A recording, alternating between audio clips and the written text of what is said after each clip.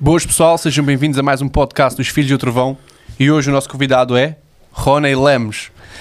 O Ronnie tem viajado muito por alguns países a pregar o Evangelho e hoje vem aqui para contar algumas das suas histórias. É muito ativo na área do evangelismo e até escreveu um livro sobre esse tema e vamos falar sobre isso. Também é muito ativo nas suas redes sociais, mais precisamente no TikTok. Também vamos falar sobre esse tema, mas antes de entrarmos nesses temas, pessoal, só deixar aqui o apelo do costume. Sigam-nos nas nossas redes sociais, pessoal, aqui no YouTube, subscrevam-nos, ok? Comentem se gostam, se não gostam também comentem, que é para a gente saber se deve alterar alguma coisa. E é isso, pessoal. Desejo a todos uma boa conversa e até já.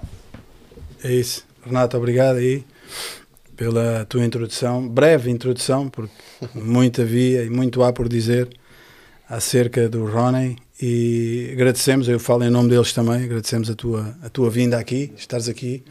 Eu que agradeço, sim. No podcast Filhos do Trovão. É um privilégio para nós estar aqui e receber-te e conversar contigo, e é como ele diz, eu tenho a certeza que vai ser uma conversa muito edificante, não só para nós aqui agora, mas para as pessoas que nos estão a ver e a seguir.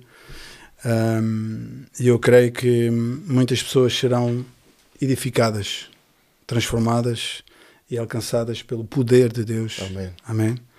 Eu normalmente costumo fazer uma introdução diferente, mas hoje eu queria ler esta passagem aqui em Mateus 16 e depois colocar-te uma breve questão. Aqui em Mateus 16, versículo 24, diz: Então disse Jesus aos seus discípulos: Se alguém quer vir após mim, a si mesmo se negue, tome a sua cruz e siga-me. Porquanto quem quiser salvar a sua vida, perdê-la-á. E quem perder a vida por minha causa, achá-la-á. Ronnie, tendo como base esta breve passagem, o Evangelho é uma proposta radical ou não? O Evangelho é um convite a mudar de vida. O Evangelho não é um convite para te tornares evangélico. O Evangelho é um convite para a transformação da tua vida.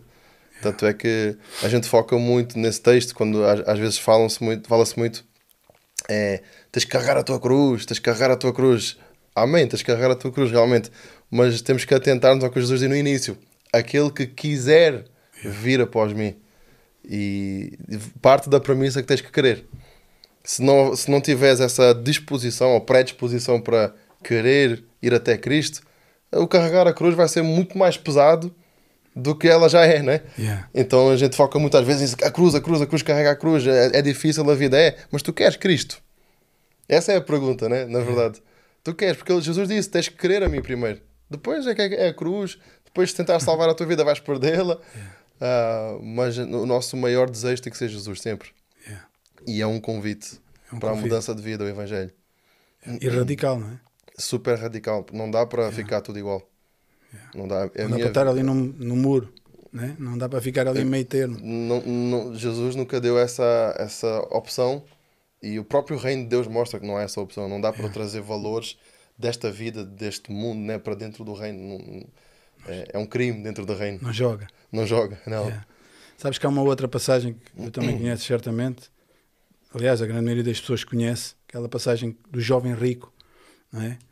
Quando vai ter com o Senhor e pergunta: Mestre, o que é que eu tenho que fazer para herdar a vida eterna? Não é? Mas há ali um facto que é bastante interessante, que diz que quando ele vai ter com Jesus, ele vem a correr. Sim. Mas quando ele vai embora, ele vai triste a andar. Ele já não vai a correr, ele vai a andar. Mas a grande questão é aquela que eu penso: a oportunidade que aquele homem teve. Jesus disse: vem e segue-me, mas vende tudo e dá tudo aos pobres e tudo isso. Larga tudo o que tu tens, vem e segue-me. E ele saiu a andar triste, né? Como nós sabemos.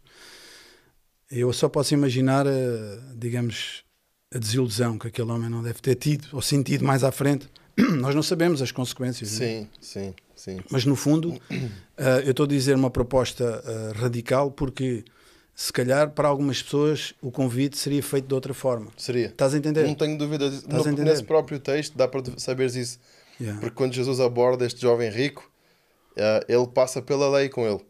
Yeah. E como os judeus eram bons religiosos, e a parte da lei que são os primeiros 4 mandamentos, que é vertical em relação ao homem e a Deus, Jesus salta essa parte de tão óbvia. Ele nunca ia perguntar a um judeu: tu serves outros deuses ou falsos ídolos, ou tu não guardas o sábado. Então Jesus saltou essa parte que era o óbvio e saltou para a parte do horizontal. Adulteras, matas. E houve um que Jesus, propositadamente, se for ver ao texto, Jesus não menciona, que é a cobiça. Jesus não menciona a cobiça nessa parte. Como é que ele mencionou a cobiça? Então vende tudo o que tens, porque o teu problema é a cobiça. Vende tudo o que tens e dá aos pobres, e assim és digno de mim. Então aquilo que Jesus fez foi mostrar que tu és um bom religioso, és um bom rapaz, porque ele disse: sim, Senhor, eu guardo toda a lei. Eu guardo toda a lei. Porém, falta-te uma coisa. Ele não disse: falta-te não ter cobiça. Não disse isso. Disse por outras palavras: tens que vender tudo o que tens, dá aos pobres, e agora és digno de mim, agora podes seguir-me. Então aí Jesus, como tu disseste muito bem, tratou-lhe na necessidade dele, na área que ele estava afetado. E que se fosse comigo e contigo, né, com os outros aqui, Jesus tratou-nos na nossa área, onde estávamos afetados também. E talvez quando foi connosco foi a mesma coisa, saímos tristes e lá na frente chegámos a correr, mas exato. saímos a andar. E saímos a andar tristes, sim. Eu também vejo aí, eu estou a tentar colocar no nosso contexto atual, Sim. não é? Imagina alguém que tem muitas posses, ok? Chegar para se apresentar, para servir no ministério, não é? Muito provavelmente, não estou aqui a trazer julgamento nenhum, Sim. mas muito provavelmente era uma oportunidade. Pá, quem é que não queria ter um membro destes? Quem é que não queria ter um dizimista destes? Não é? Mas Jesus não teve, digamos assim, cerimónias. Sim. No sentido de dizer: tenho que tratar isto primeiro. É o que tu estás a dizer. Eu tenho que tratar o fundamental do teu coração, porque o coração dele estava nas riquezas, não é? E isso tinha que ser tratado. Mas, digamos assim, para muitas pessoas, nos tempos atuais que nós vivemos, se calhar, não, deixa estar isso, depois mais à frente vais resolver isso. Deus vai tratar contigo. Irmão, tu precisas de tempo, deixa estar. Mas Jesus foi ao cerne da questão. Jesus sabia o que é que tinha que ser tratado no coração. E Jesus tinha esse hábito de fazer isso. Fez isso com Pedro, fez isso com a mulher samaritana, era o adultério. Fez isso com Nicodemos, era a religião. Fez isso com Zaqueu. Então Jesus ia ao cerne da questão.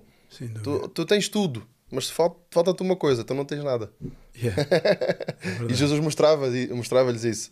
E isso é muito bom e um aprendizado para nós, de que muitas vezes a nossa presunção humana faz-nos achar que somos merecedores ou temos mérito, quando talvez, e isso nos faz afastar do vislumbre da santidade de Deus.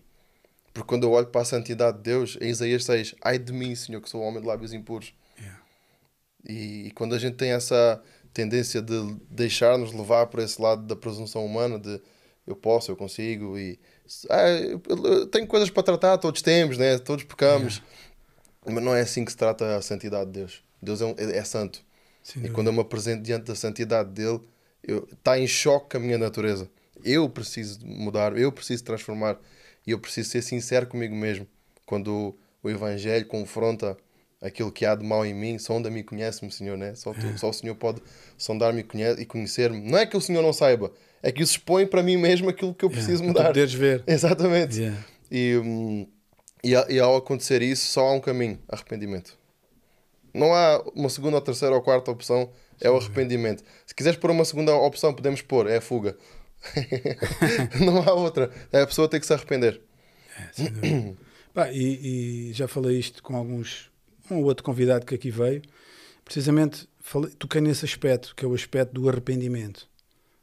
E há pouco estávamos a falar aqui em off, né? E tu até disseste que tinhas, e já vamos falar sobre isso um pouco, tinhas nascido no meio, ou num berço cristão, não é? Sim. Já estavas envolvido, como as coisas funcionavam, e até disseste que vias o mover de Deus, as coisas a funcionarem, e conhecias a palavra, mas que dentro de ti tu sabias que não tinhas nascido de novo, não é?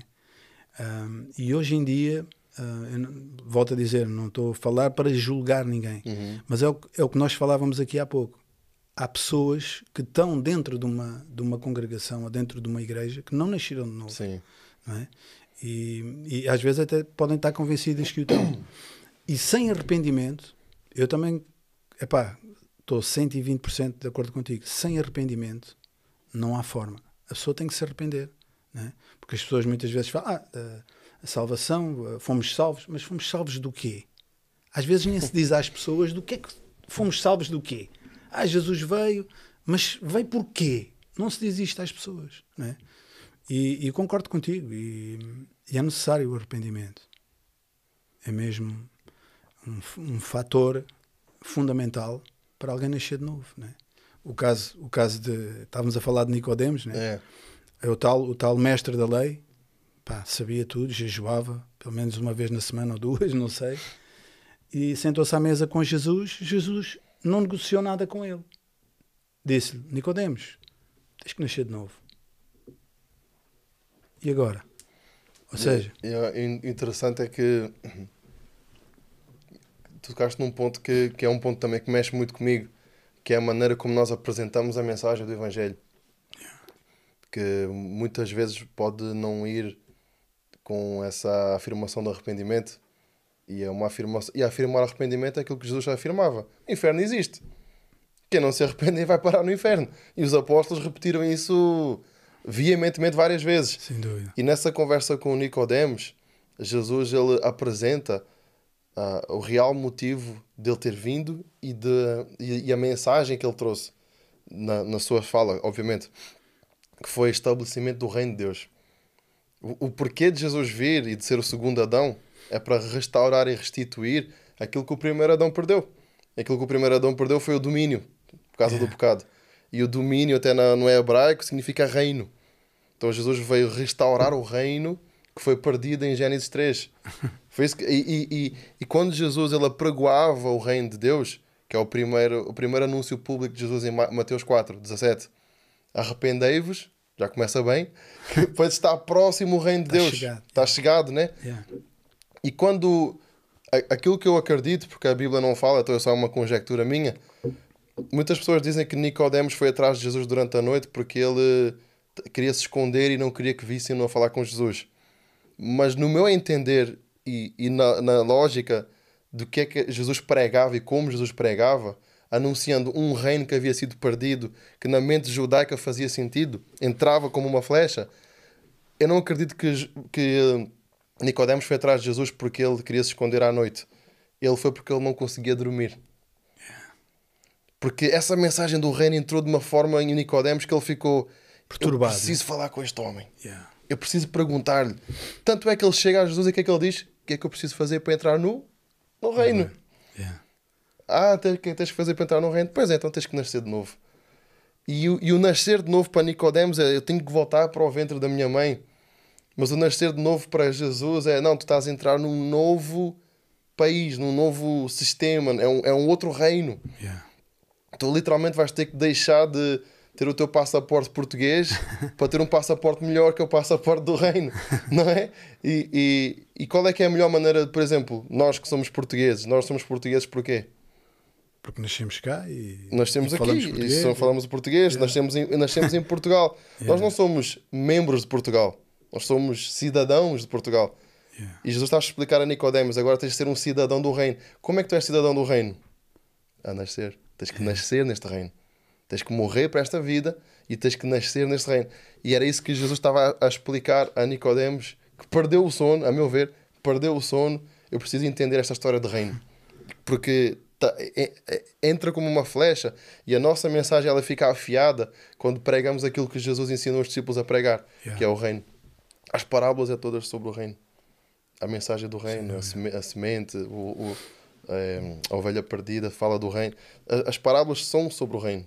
E nós não podemos mascarar e dizer que este é o evangelho da salvação, este é o evangelho do amor, o outro prega o evangelho da prosperidade, o outro prega o evangelho da paz, que são coisas que são atributos do reino, mas não são o evangelho do reino. Do reino.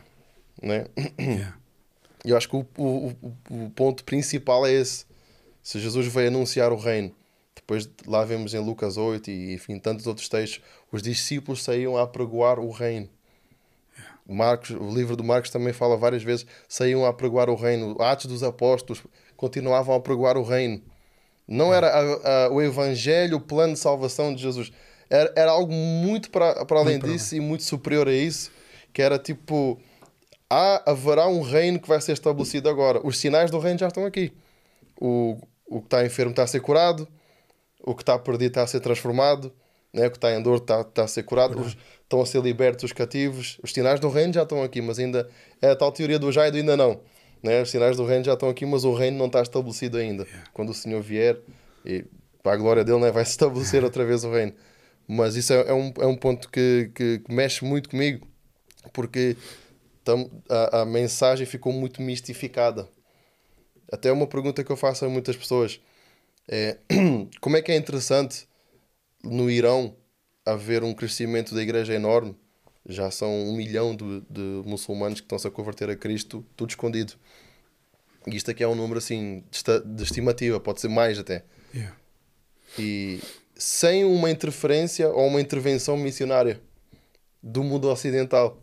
Sem redes sociais. Sem redes sociais. Sem o pregador que aparece na arte da conferência. Sem a banda famosa. Sem cartazes à entrada. Sem cartazes à entrada. Yeah. Sem os milhares de seguidores e de likes. É o Espírito Santo é que está a ser o agente, o missionário no Irão. E aquilo que me leva a meditar quando eu vejo isso e vejo a igreja na China também a crescer de uma maneira muito semelhante, e agora também aos poucos no Iraque está a acontecer algo assim parecido, sem uma intervenção missionária do mundo ocidental, leva-me a crer que Deus pode estar a esconder a mensagem que nós pregamos no mundo ocidental, a esconder essa mensagem ao mundo oriental, porque a gente não está a levar o evangelho do reino. Estamos a diluir. Estamos a diluir, exatamente. Diluir, misturar e tal. Muita coisinha. Aquilo que fica mais saboroso. Para a carne humana, o evangelho não é saboroso. Quando a gente está na carne, não é? Ele não é saboroso. Mas como diz lá em... Confronta-te. Confronta. Como diz lá em Provérbios, se não me engano é 27. Mas para aquele que tem fome, até o amargo é doce. E quando tu entendes a fome, a tua necessidade de Cristo, tu vais assim, o evangelho vai custar a engolir, mas eu vou engolir, mas eu vou, e bum, e tu és transformado, e nasces de novo. Sem dúvida que é o Espírito Santo, sem dúvida que ele convence os pecadores, sem dúvida. Mas há aí um fator que também é interessante. Tu falaste aí que Deus está a usar determinadas nações, e a gente não pode esquecer uma coisa muito... Eu observei isso há uns tempos. Mulheres. Sim. Mulheres, man. Sim. No Irão, são as mulheres que têm predominância na pregação do Evangelho. Sim. As mais oprimidas da sociedade são as que o Espírito Santo está a empoderar mais. Tu já viste que estavas a falar da mulher do poço? Sim. Mulher. Sim. Talvez a primeira evangelista. Sim. Podemos assim dizer. Podemos, sim. Podemos dizer. Sim. Uma mulher. Sepulcro. Mulher. Sim. Foram elas. Então, eu acredito, e tu certamente também, e todas as pessoas que conhecem o Evangelho, que Deus está... é aquela velha questão. É a questão dos improváveis. Eu continuo a bater nesta tecla. Deus tem um fascínio por situações e pessoas improváveis. Tem. Quando a malta começa a pensar, não, a fórmula é esta. Deus, espera aí, vamos aqui baralhar um bocadinho isto, e vai buscar aqui uma pessoa que ninguém dava nada por ela e começa a usar aquela pessoa. Mas como é que pode ser? Depois vão todos ali, vão inspecionar. Como é que ele faz? E como é que é? Como é que funciona? Conta aí, não sei o quê.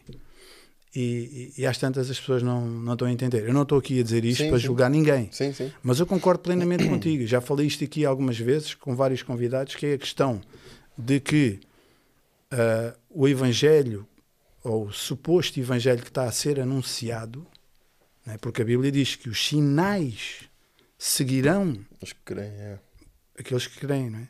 Então, se não há sinais, é porque o Evangelho verdadeiramente não está a ser anunciado. Alguma coisa está a ser deixada de parte. Sim. Não é?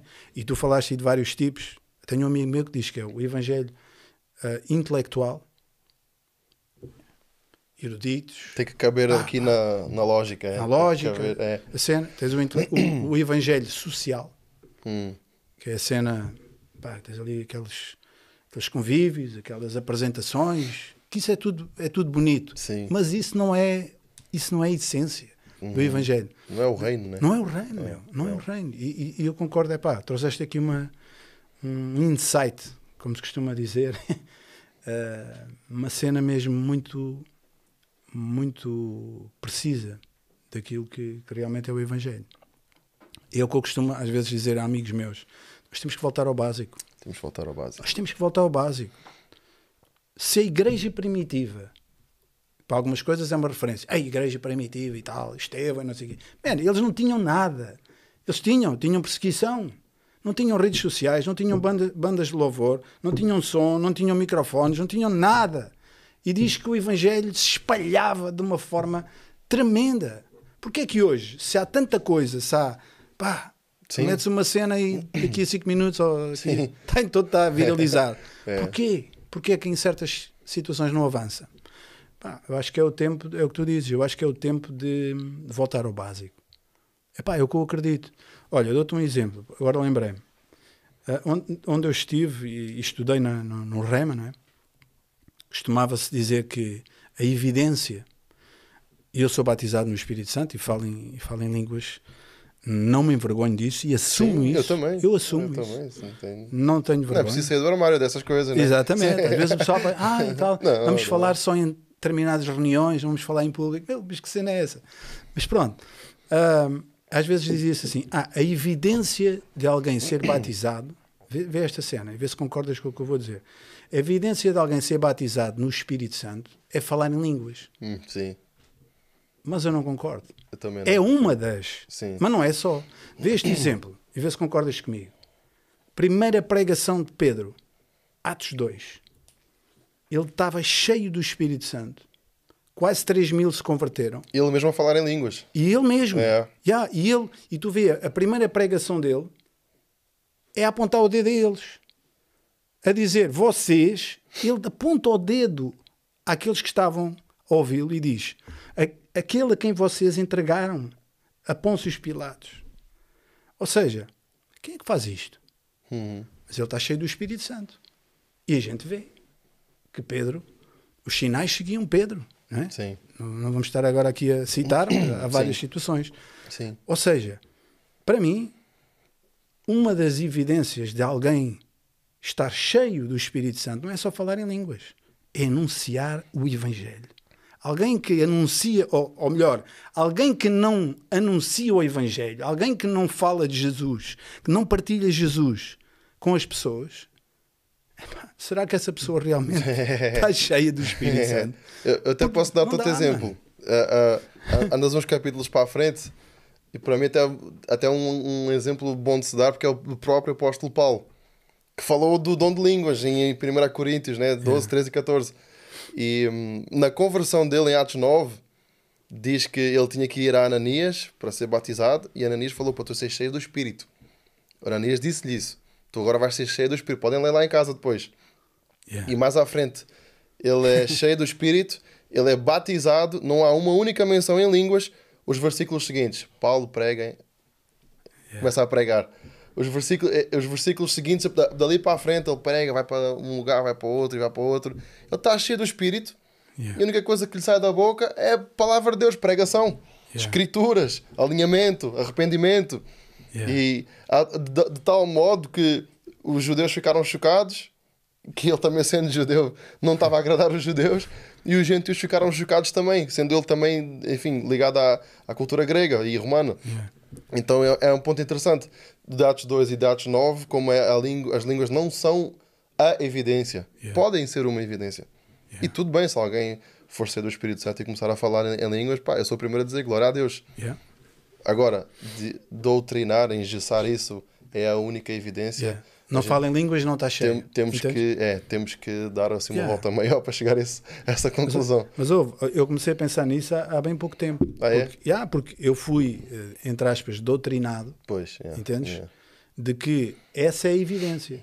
Tipo, a malta vai à frente para receber o batismo. Se não fala em línguas, não está cheio. Mas depois comecei a ler. Mas lendo esta passagem, e o que tu estás a dizer também é igualmente verdade, tu vês que Pedro está cheio do Espírito Santo e ele fala lá em línguas, em outros idiomas, anteriormente, como os outros, mas naquele momento ele está a pregar, ele converte quase 3.000 pessoas, já estou a repetir disso, mas é evidência de alguém. Outro exemplo, Jesus vem do deserto. Diz que ele foi para o deserto cheio, mas sai no poder. Sim. No poder. Yeah. O que é que ele faz, meu? Pregar, curar, libertar, expulsar demónios. Não, ele já sai, É isso. ele já sai do deserto a anunciar o reino. Exatamente. Mateus 4,17. Exatamente. Já foi tipo assim, podia ser um Xaramanaias, mas era algo assim muito melhor, superior e mais importante. Arrependam-se. O reino já está aqui. Eu gosto do inglês que diz at hand. Né? Tá The aqui. kingdom is at hand. Está aqui, está próximo, está perto. Arrependam-se. Yeah. E quem tem esse entendimento agora do reino pode e eu estou contigo, eu também sou assim totalmente a favor do mover de Deus. Deus move-se e os sinais aparecem do seu mover, mas isso tem que resultar no fruto, isso tem que resultar na expansão do reino. Yeah. Tem que resultar alguém que sai das portas da igreja, mas não saiu da igreja. Tem que resultar de alguém que tem tá a explodir o reino dentro dela por todos os lugares onde ela for. Yeah. Porque senão, o quê? Vamos todos tornar-nos pastores e todos Sim, tornar-nos cantores da igreja. Não, o advogado pode ser ungido e fazer a diferença no escritório dele. O jogador de futebol pode ser ungido, cheio do Espírito Santo e levar o reino naquele lugar. É aquilo que ele diz lá em Gênesis 1, no mandato cultural, né? 1, 26, 27 e 28. Dominai sobre as aves do céu, sobre os peixes no mar, sobre os animais da terra. Dominai sobre a criação. Eu não sei voar. Eu não sei voar, mas está-me a dizer que eu preciso dominar sobre os pássaros. O que é que isso quer dizer? Se eu exercer influência sobre um lugar, tudo o que tiver dentro dele vai ser influenciado por mim. Mesmo eu não sabendo voar, não tendo... Yeah. Né, então, se nós discipularmos no reino alguém... Por exemplo, eu não sou político, mas se eu discipular alguém no reino, um político, e ele entender os valores do reino e levar os valores do reino para dentro da política... Pode transformar uma nação, ou uma cidade, ou sei lá, uma junta de freguesia, mas levou os valores do reino. E foi a influência de alguém que não sabe voar na política. Yeah. É assim que nós temos que ver o reino e a transformação de Cristo em nós e como é que agora tu queres ser usado por Deus, entende o reino. E como é que o reino tem que ser expandido. Porque a pessoa às vezes diz eu quero ser usado por Deus e move-se nas línguas e move-se não sei o quê, tem que começar a cantar ou agarrar o microfone para pregar na igreja. Isso não é ser usado por Deus só. Não podes limitar o ser usado por Deus. Aliás, eu nem gosto do termo ser usado por Deus, porque o que é usado são objetos, as pessoas não são usadas. Mas isso é, enfim, é para outro podcast. É outro episódio. Sim. Yeah. Pá, e estamos a falar nisso há pouco, tu estás ligado a um, não sei se é um movimento, que é o Dunamis, né? Sim, sim. Yeah. Pá, e eu fui dar aqui umas voltas e pesquisei e cheguei à conclusão que essa palavra, Dunamis, Sim. aparece 210 vezes só no Novo Testamento. 210. Epá, espero não estar enganado. Se estiver enganado, alguém que me corrija aí. Não contei, então não sei. Mas pronto. Pá, mas achei interessante. Sim, sim. E depois nós sabemos que a tradução, digamos, mais fiel é poder inerente. Poder explosivo. Dinamite, né? Está associado ao dinamite. Dunamis. Yeah. E depois também é interessante que, por exemplo, em Atos 1, capítulo 8, Jesus fala lá em Lucas 24, Sim, não é? sim. Que diz que eles aguardem, dizem, pá, não vão já começar a pregar, aguardem até que Jerusalém. sejam revestidos do alto de Dunamis. A palavra que lá está é Dunamis. Sim. Mas em Atos 1:8, em algumas traduções já não diz poder. Diz virtude. Virtude. Diz, yeah. E a cena é diferente. E isso a mim, epá, não me chateia, mas incomoda-me um pouco. Estás a ver? Porque, incomoda-me porque tu estás a tirar um sentido real à palavra. Porquê? Por exemplo, se tu agarrares ali num daqueles baixos ou na bateria, podes dizer, pá, o Ronnie, pá, ele tem virtude para tocar. Man, mas não é a mesma coisa de dizer que ele tem dunamis. Porque dunamis é poder. É poder inerente, é força, não é? Não é uma habilidade, não é um skill. Yeah. Na verdade é o contrário, é um poder que tu não tens naturalmente e vai-te empoderar. E aliás, o apóstolo Paulo diz, eu até tenho aqui apontado, ele diz que o reino de Deus não são palavras, mas poder. Yeah. 1 Coríntios 4, versículo 20. O reino de Deus não são palavras, mas poder. Não é? Mas pronto, havia aqui muito por dizer. Mas fala-me um bocadinho sobre esse movimento, o Dunamis. movimento, o Dunamis, né? É um movimento que começou em 2008 no Brasil e tem vindo assim a crescer desde então. Começou em universidades e muito com essa perspectiva de o poder Dunamis não ficar só enclausurado numa igreja ou nas igrejas. Porque não o poder Dunamis dentro de uma universidade?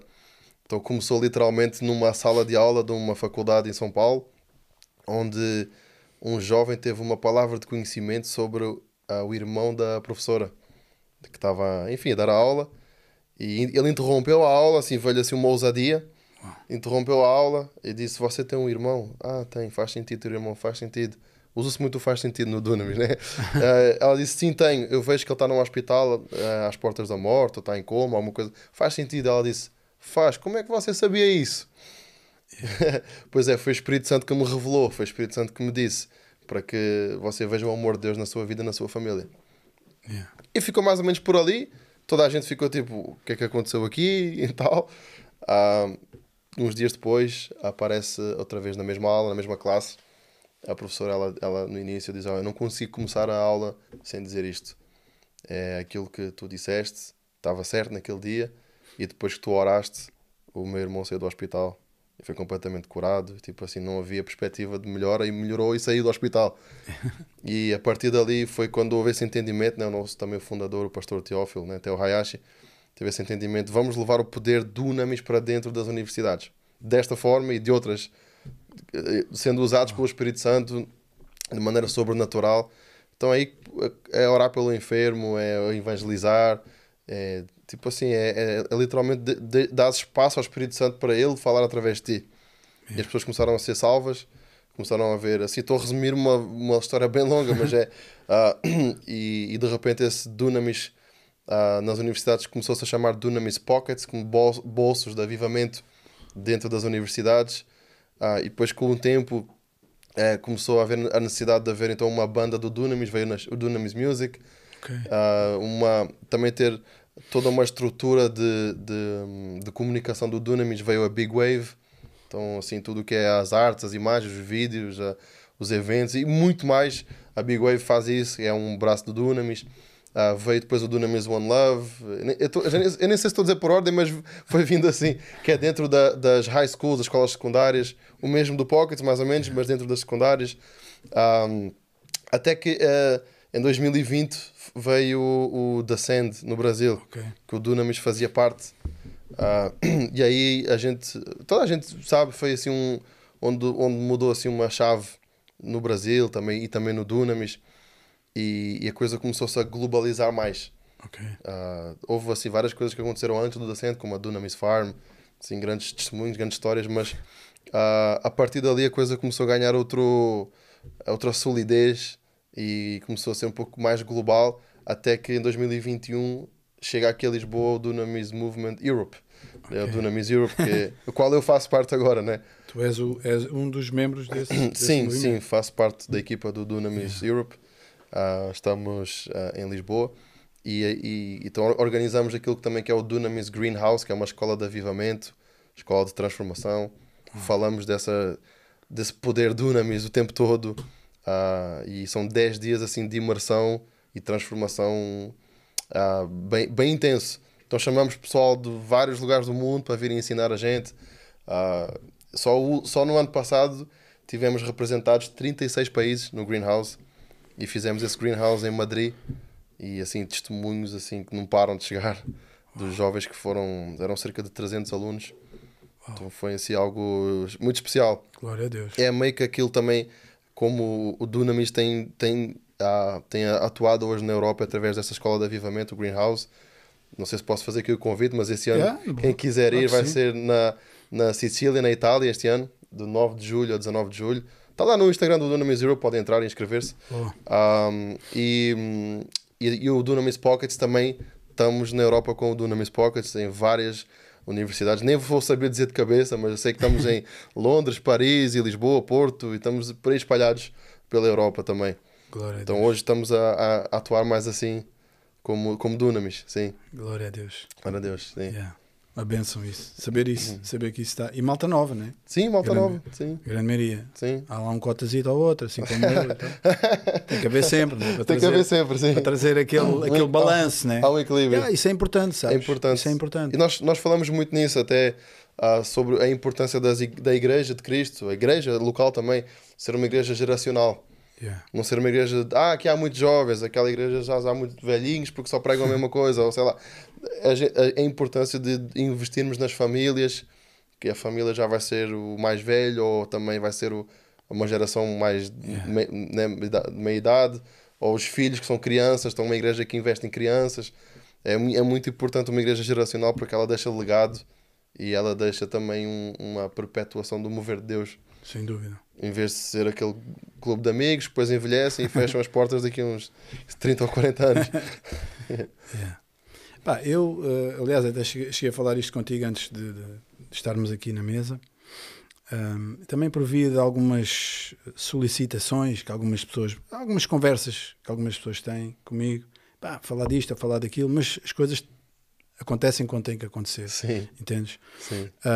Mas um dos assuntos que muitas vezes me abordam, e certamente com vocês todos, é a questão, a gente não vai aprofundar muito isto, não é, não é esse o nosso foco aqui, mas é a questão de que, por vezes está associado à igreja, de uma maneira geral, não é só evangélica, é de maneira geral, Sim. a questão de ultimamente terem surgido muitos factos, muitos escândalos, Sim. pessoas que se envolvem em adultérios, dinheiros, essas Sim, coisas todas. sim. Né? E eu quero puxar aqui, se não te importas, esta passagem em 2 Timóteo, capítulo 3, no versículo 1, ele diz, pronto, Paulo estava encarcerado, no fim da vida dele, e ele estava a enviar esta carta pastoral, né, a Timóteo, que era um dos jovens pastores, Sim. e ele disse: sabe, porém, isto, nos últimos dias sobrevirão tempos difíceis, Sim. pois os homens serão egoístas, ou, noutra tradução diz amantes de si mesmos. Yeah. Né? Depois, pronto, ele faz aqui uma série de qualificações que não são avarentos, jactanciosos, arrogantes. Pronto, no fundo são 19. Eu estive a contar. São 19 características, 19 adjetivos, digamos assim. Mas o que vem logo aqui à cabeça é amantes de si mesmos. Estás a ver? E eu não quero dizer que isto é verdade o que vou dizer, mas talvez seja esta a razão principal de nós vermos tanta coisa a acontecer.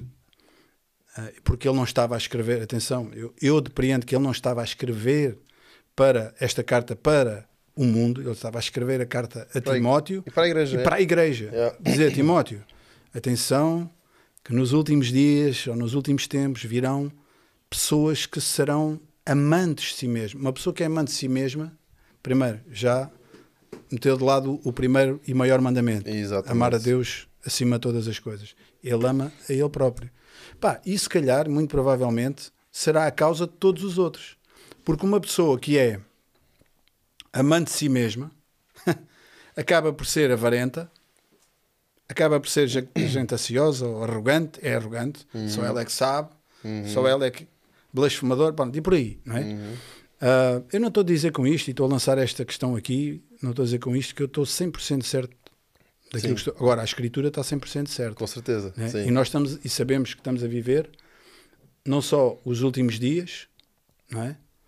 Como estamos a viver tempos muito difíceis. Não é?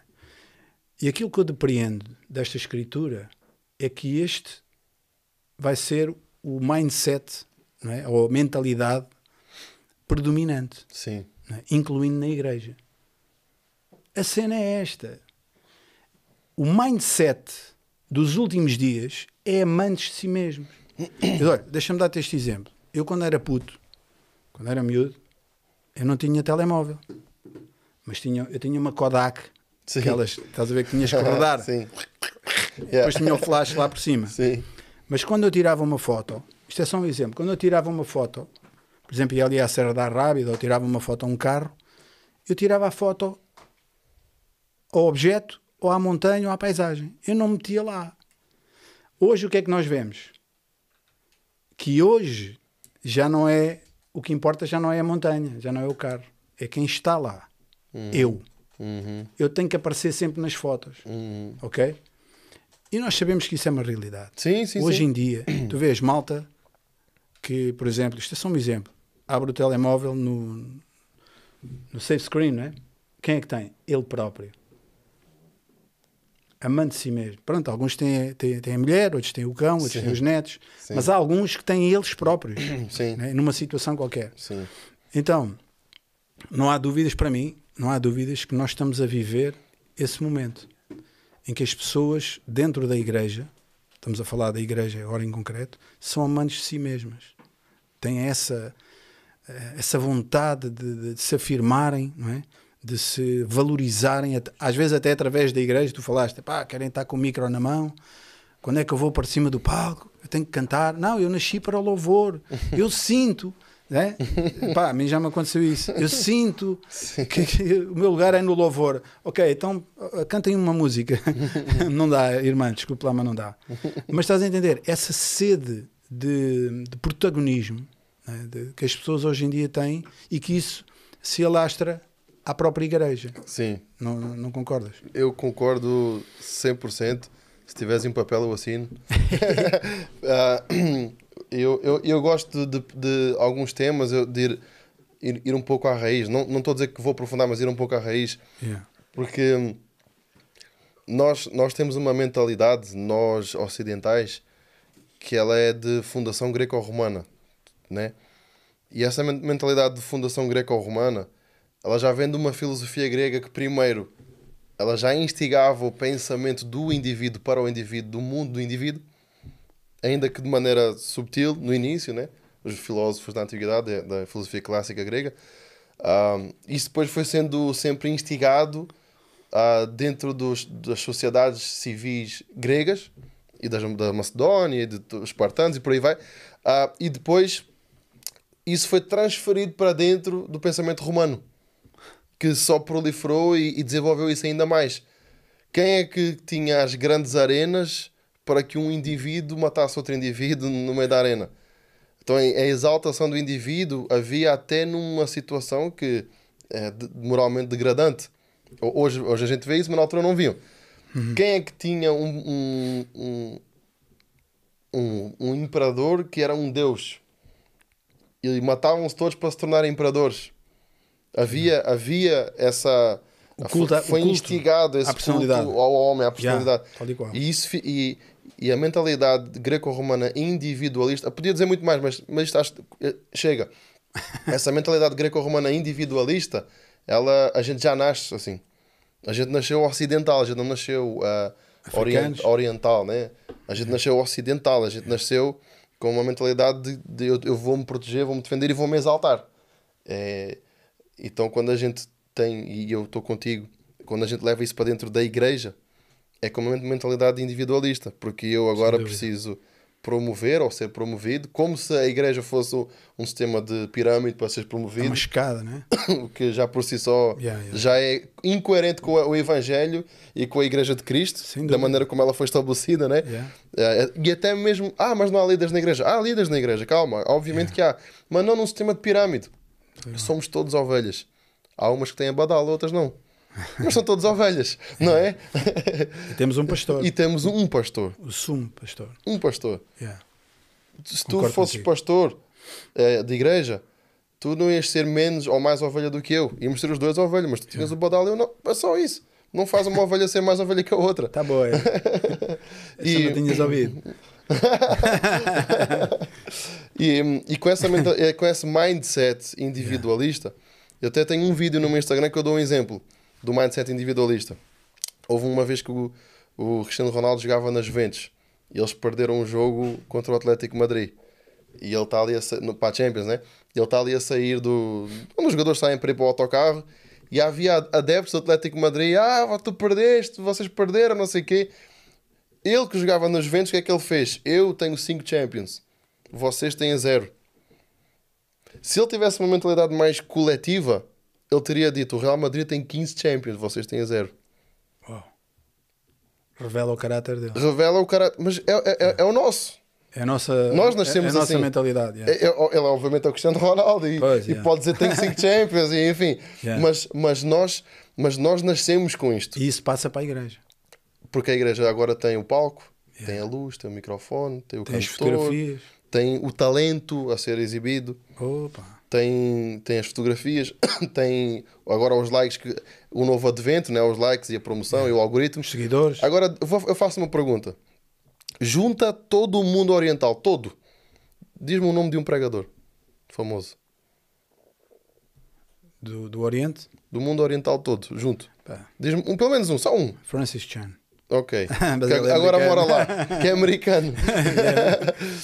Diz-me um grande conferencista do mundo oriental. Diz-me uma grande conferência anual do mundo oriental. Eu sei que há. Não Na conheço. Indonésia fazem grandes conferências. Paulinho muito Guichot. boas. Oh, neste caso já falecido. Sim, falecido. Yeah.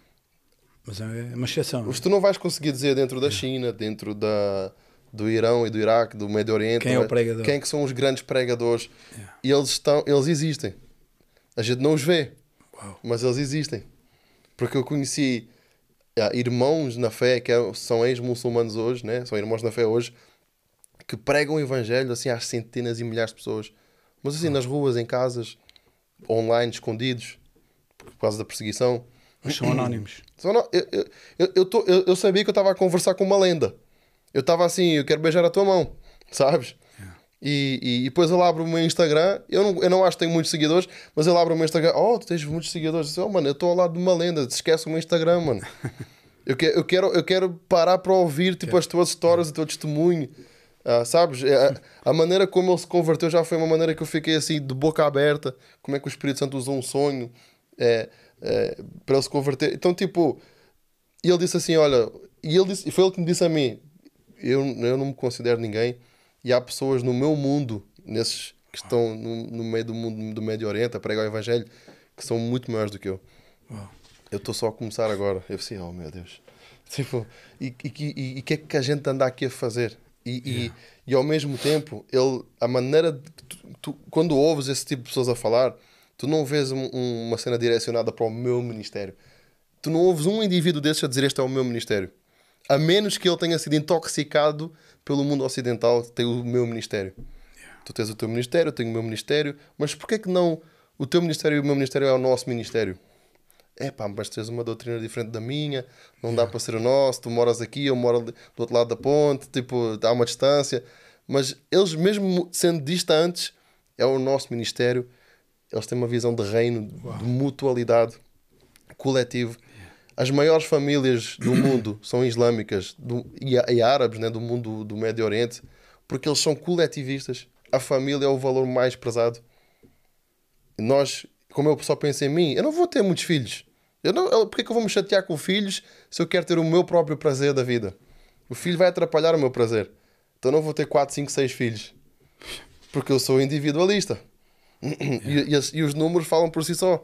Então nós trouxemos isso para dentro da igreja e está na altura de cristãos verdadeiros que entendem o reino e que o reino é um reino que prolifera de todas as maneiras possíveis, trazendo unidade, sendo um só, trazendo famílias fortes, homens fortes, mulheres fortes, crianças que já estão a crescer com essa mentalidade de que eu estou a construir para o coletivo, não estou a construir para a minha marca. Mas isso leva agora tempo para... Vai levar tempo, yeah. Sabes que tu falaste nessa cultura da personalidade e eu até vou um bocadinho mais longe. A cultura artística. Sim. Que a mim isso aí é que fico, costumo dizer, abesbílico com certos personagens. Não, tu estás a rir, mas é verdade. Certos personagens que são verdadeiros artistas gospel. Gospel, mete-se este título gospel, Sim. mas não está correto. Sim, é uma maneira de dizer sei, gospel. Pronto, tudo bem. Sabes porquê? Porque é que eu digo isto? Porque em um determinado momento da minha vida, já te disse que fui músico, sou músico, né? Até morrer vou ser, dou uns toques. Sim, mas basta... Mas houve uma altura que trabalhei profissionalmente na música, estás a ver? E trabalhei com alguns artistas angolanos, não vou dizer nomes, sim. Não interessa, isso não interessa para nada. Claro. Mas com o passar do tempo tu consegues perceber a postura do artista. Estás a ver? Quem trabalha, ou quem serve o artista, ou lida com o artista, ou toca para o artista, tu entendes o comportamento. Eles têm, não são todos, há exceções, eu conheço uma exceção, mas todos eles têm um perfil. Estás a ver? E tem uma conduta. A conduta é mais ou menos assim. O artista não come com os músicos. O artista não chega para fazer ele só chega no fim do soundcheck. O artista está no hotel, não se mistura, não está ali. O artista ele joga sem treinar. Exatamente. Ou seja, ele aparece quando já toda a gente está na sala, quando a sala está cheia, e ele aparece no fim. Ou seja, no fim do início. Não aparece primeiro. Não veste a mesma roupa. Ou seja, ele está numa posição de destaque. Entendes? E isto é comum a eles todos. É comum. E a situação aqui, a cena aqui, é que isto acontece dentro da igreja, meu. Acontece, sim. Percebes? Tu vês pastores a desfilarem nestas plataformas artísticas. Muitas vezes dizem que não, mas o comportamento é outra realidade. Mas pronto, eu não quero entrar muito aqui neste assunto, mas é uma situação que eu falo nós aqueles que pertencemos ao corpo de Cristo, sim, de certa forma também somos um pouco culpados destas situações. Entendes? Alimentamos, né? Alimentamos o ego do artista. Sim. Percebes? Sim. Batemos palmas ao artista, patrocinamos o artista vai a qualquer lado, vai toda a gente atrás do artista. E o pregador não tem que ser um artista. Sim. É o que tu dizes, no Oriente não há artistas. No Oriente eles comem com os músicos. Percebes? Pá, havia artistas que eu só via no dia. Eu nem os via, meu. O artista chegava, o micro estava lá em cima da mesa, ele pegava... Tu não tens intimidade com o artista. E na minha opinião, no que toca ao Evangelho, e estamos a falar do Evangelho, só há um artista, meu. Só um. Aqui só há um artista. Um showman. É Jesus Cristo, não há aqui outro showman. Ele é que é o showman. Usaste a palavra certa. Eu estou a falar assim, mas não estou chateado. Sim. Mas isto é uma cena que às vezes me incomoda. Sim. Quando eu vejo pseudo-artistas, com uma Bíblia na mão. Quando há outras realidades. Deixa-me só dizer isto muito rápido, depois já não falo mais. Pegando no que tu disseste, o mindset dos apóstolos. Vamos ver o mindset. Eu fui pesquisar isto, o trabalho que eu tive. O Evangelho de Marcos, o primeiro a ser escrito dos sinóticos, é anónimo. É anónimo, pessoal. Sim. Mateus nunca se identificou nos textos. Nunca. Lucas nunca menciona o seu nome no Evangelho. Sabemos apenas, a respeito do Evangelho de João, que o escritor era um dos 12 e também o discípulo a quem Jesus amava. Se eu puder só fazer uma pausa, Lucas, por acaso, no livro de Atos, ele menciona-se a si mesmo, mas a exaltar os apóstolos. Exatamente. Eu estou a ver agora que eu aproximei-me deles, não foi para dizer eu vi, olha o que é que eu consigo fazer, não. Olhem para eles. Exatamente. É isso que ele está a dizer. Olhem para eles. E tu vê, o próprio João, já no final da sua vida na ilha de Patmos, no exílio, ele apresenta-se em 2 João capítulo 1, ele apresenta-se a si mesmo como presbítero. O discípulo a quem Jesus amava, o discípulo que ainda estava vivo, e ele apresenta-se como presbítero. Sim. Não é? E quem diz isto, fui pesquisar, foi mesmo ao rigor. Policarpo de Esmirna. Sim. Era um discípulo de João. Sim. Não é? E depois falou com o Irineu. O Irineu diz que foram eles que escreveram. Sim. Grande parte do livro de Atos, escrito por Lucas, é narrado na terceira pessoa. O apóstolo Pedro, aquele que andou sobre as águas e que teve aquela tal pregação que converteu quase 3.000, apresenta-se na sua carta, em 1 de Pedro, capítulo 5, o presbítero. Por último, o apóstolo Judas, que era irmão do apóstolo Tiago, e que por essa razão era meio-irmão do Senhor, não é? Não é o Tiago, o primeiro, que foi martirizado, mas o outro, não é? Sim. Pronto. Podia ter feito várias referências, ele podia ter dito, vocês sabem quem é que eu sou? Eu sou meio-irmão de Jesus, pá. Pessoal, calminha, não falem comigo assim, está bem? Mas não, ele apresenta-se como servo de Cristo, irmão de Tiago. Ele nem diz que é familiar de Jesus. Eu sou irmão de Tiago. Calma, eu não quero ir para aí. Eu não quero essa evidência. E depois outra coisa, até hoje ninguém sabe quem foi o escritor de Hebreus. Sim. Ninguém sabe. Mas se fosse hoje, neste mindset que a igreja tem, era autógrafos a toda a hora. Era nomes para trás e para a frente. Metem uma foto, metem logo por baixo, em letras bold, o nome, pá. É como alguns livros que eu tenho lá em casa, que eu, para quem não sabe, eu trabalhava numa gráfica que fazia livros. Eu tenho lá muitos livros e tem alguns livros que o nome do autor é maior que o título. Maior que o título. Há pouco tempo eu estive a limpar o pó. O nome do autor autor é maior que o título. O título está pequenino. O nome está... Posso trazer para comprovar. Não, acredito. Sim. O que tu achas disso? Eu acho que, por exemplo, até podemos mencionar o apóstolo Paulo, porquê? Porque ele apresentava-se como apóstolo, só que ele dizia, eu, Paulo, apóstolo e servo de Cristo. Yeah. Ele colocava a identidade dele antes do título. Né? Sem Sou Paulo, esse é o meu nome, o nome que a minha mãe me deu, né? Sou Paulo e sou apóstolo. Porque ele é a função dele. Exatamente. Ele apresentava, mas ele punha, sou servo de Cristo. E só para dar um pouco de contexto, a palavra servo está mal traduzida. Muito mal traduzida. Porque no grego a palavra que aparece é doulos, que literalmente significa escravo. Uau. Não é servo. Começaram a traduzir no período medieval como servo por causa da escravatura. Não ia pegar bem um cristão ler sou escravo. Paulo e sou escravo. Mas espera aí, o escravo não é um negro que está no barco. Na altura iam ler assim. Yeah. Então começaram a traduzir como servant em inglês, né? Siervo ou servo. E ficou até hoje essa tradução. Mas doulos não significa servo. Há uma outra palavra para servo que eu não sei. Mas doulos é escravo. Sou Paulo, escravo e prisioneiro de Cristo. É apóstolo, claro que ele é apóstolo. Ele está a plantar igrejas por tudo o que é lugar e a pregar o evangelho por tudo o que é lugar. Mas ele é escravo. E escravo não tem direitos. Escravo não sobe a voz com ninguém. E eles se apresentavam como escravos. Os próprios apóstolos apresentavam-se como escravos. Quando abusavam a palavra servo, né? Usavam a palavra doulos, no caso. Esse era o mindset. Pá, eu acredito que essa era a mentalidade. Sim. Eu sou escravo. Eu estou escravizado ao meu Senhor. Escravos por vontade própria, atenção. Sim, é Deuteronômio, acho que 12, o escravo da orelha furada. Ia furar na tranca da... Ele libertou-me, mas eu mesmo assim não vou deixá-lo. É literalmente isso. Eu sou escravo do meu Senhor, porque eu decidi ser escravo dele. Yeah. Ele é a mais alta gama de alguém a ser servido. Eu não tenho benefícios, só estou a perder tudo, estou a ser perseguido, querem me matar, eventualmente vão me matar, mas eu sou um escravo. Eu não vou largar esse título. Eu estou a dizer isto porque, pá, eu falo para mim porque, e para todos nós. Sim. Nós temos que nos...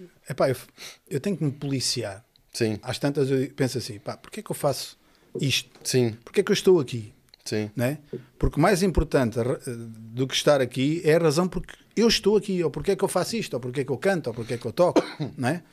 E tentar perceber que às tantas eu estou a fazer aquilo para Deus, mas com uma motivação egoísta, a querer protagonismo, né? Pá, e isto é uma coisa que está, como tu dizes, está entranhada na mentalidade contemporânea. Sim. Estás a ver?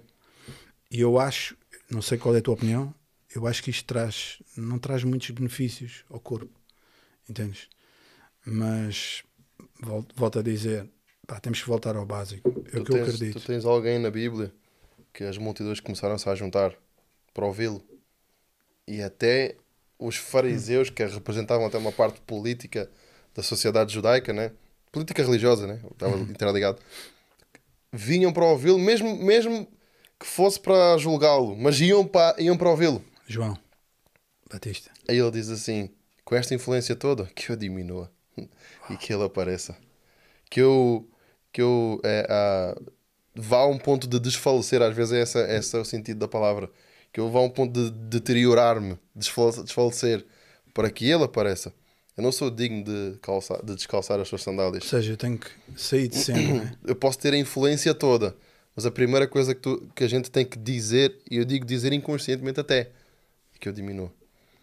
Às vezes por causa de viagens por todos os lugares, e aqui obviamente nunca, enfim, Deus sabe, mas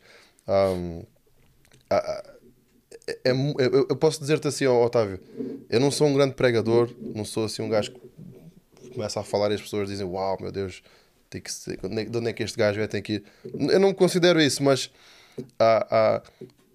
neste mundo, neste meio, é muito fácil o nosso coração se corromper mesmo assim. Porque há sempre aquele elogio, há sempre... Até aquela crítica que gera um orgulho em mim, I'm gonna prove you wrong, sabes? Aquela crítica que vai gerar um...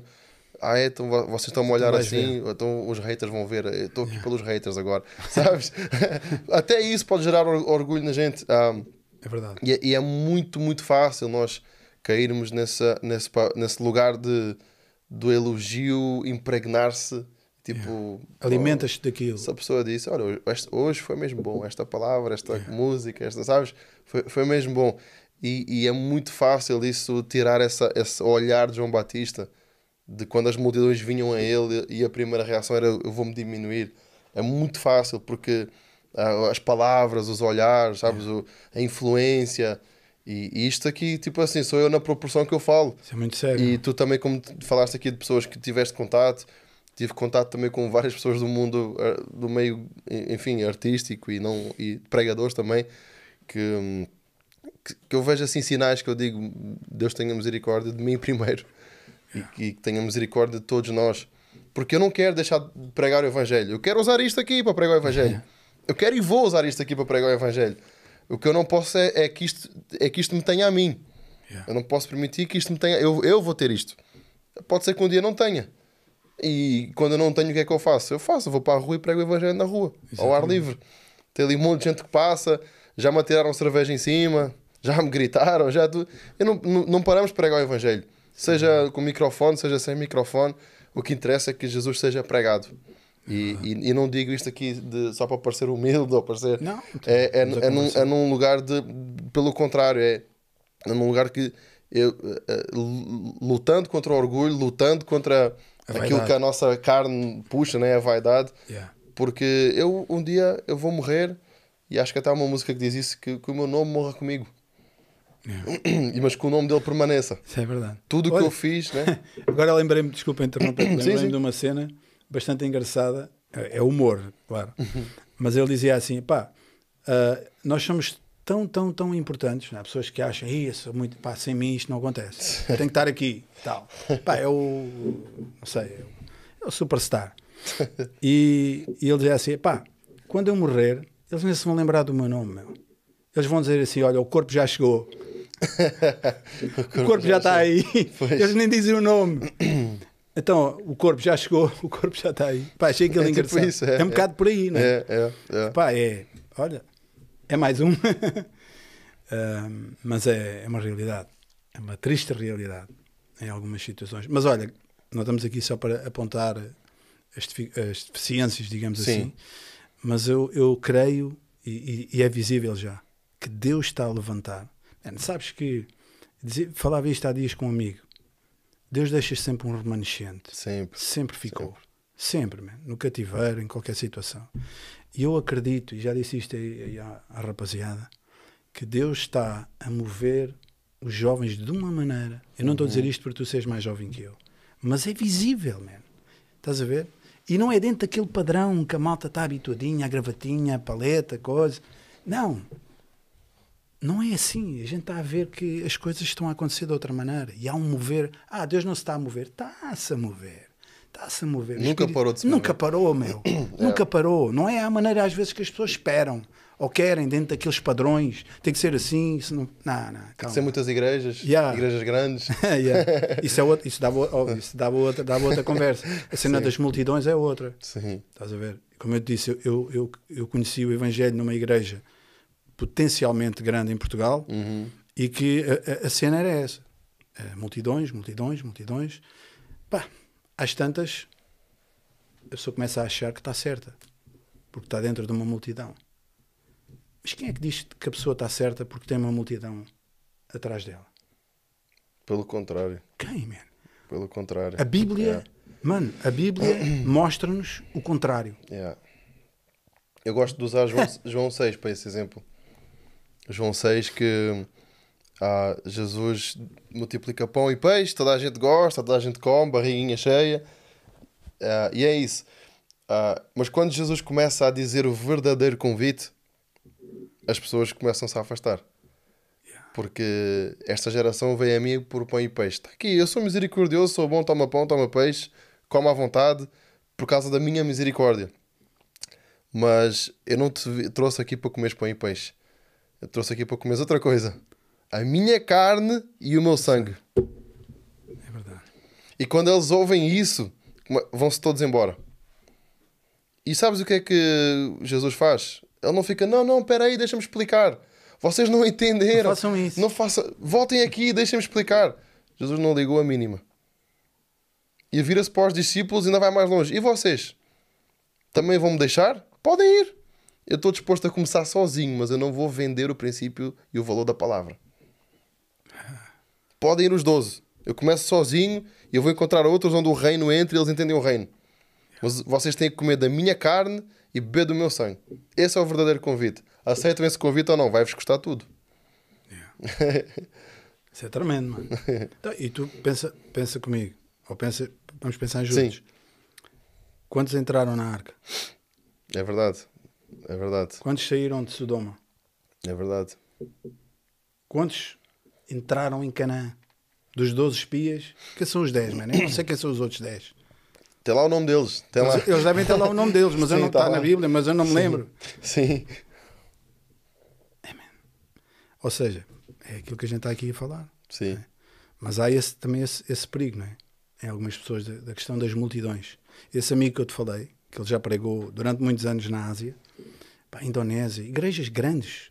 Eu Sim. vi vídeos dele. Sim. Ele hoje está numa aldeia em Portugal. Estás a ver? E ele está a chegar a pessoas já séniores, velhotes, né? De fim de vida. E ele está a ser usado por Deus. Ele já não está no palco, já não tem o micro, já não está à frente de grandes audiências. Mas ele sabe que Deus está a usar a vida dele ali naquele lugar, man. Glória a Deus. Pessoas que vão a caminho da eternidade e que ele está ali no meio Glória daquele a Deus. caminho, man. Então, não é? Porque estamos a falar de situações e nós próprios temos aquela cena, pá, onde é que está as multidões? Onde é que estão os seguidores? Aquela sede de ter muita cena a acontecer e tal. Man, Não, para o olhar de muitos, esse teu amigo pastor, Yeah. ele fracassou. Para mim, ele é um dos mais. É um herói. Assim, só de ouvir o que tu falaste, nem sei assim, os meandros. yeah. Mas só isso, para mim, ele já é um herói. Porque ele deixou 99 para ir por uma. Uau, E isso é alguém que entendeu o reino. tremendo. Este é para ti, ó, Fernando. Muito Sim. bom, muito bom. Sim. Mas olha, antes de terminarmos, eu gostava que tu falasses Diz. Desculpa lá. Tu não achas que hoje em dia, vocês falaram aí de várias situações que acontecem, Sim. vocês não acham que, ou tu no caso, não achas que hoje em dia os pastores preferem muito mais guardar as 99 do que ir atrás da uma que se perdeu? Eu seria um pouco injusto de generalizar, né? Dizer os pastores fazem isto. Há pastores que sim, têm um pouco esse espírito do Smiggle, my precious. Tem um pouco esse espírito do Smiggle. E é uma coisa que a gente ouve muito na nossa comunidade. Há igrejas que põem a cerca, que são uma cerca, né? A ovelha não sai daqui, não vais ao evento do outro. Não A ovelha nossa. é a ovelha nossa, my precious. Yeah. E há pastores, que eu também conheço pastores assim, que eles não põem cercas, eles cultivam pasto. Anda livremente aí, estás à vontade. Quando quiseres comer aqui, comes aqui. Quando quiseres comer noutro pasto, comes em outro pasto.